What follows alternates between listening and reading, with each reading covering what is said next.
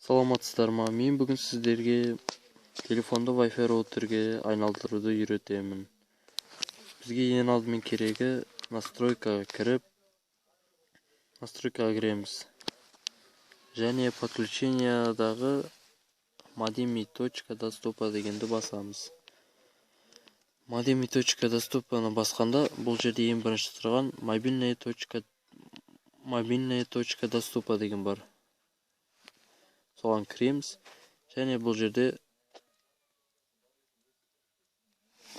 қосу пәрменін басамыз. Сол кезде бізде телефонымыз Wi-Fi роутерге айналады. Және бұл жерде өзіміз пароль қойып, және парольді алып тастауға болады. Сіздерге айтарым осы. Видеоны тамашалағандарыңызға рахмет. Және сіздерге ВК-дағы тобымызға тіркелулеріңізді сұраймыз, және каналға жазуларыңызды сұраймыз. Тыңдағандарыңызға рахмет. Сау болыңыздар. Лайк басып қойыңыздар.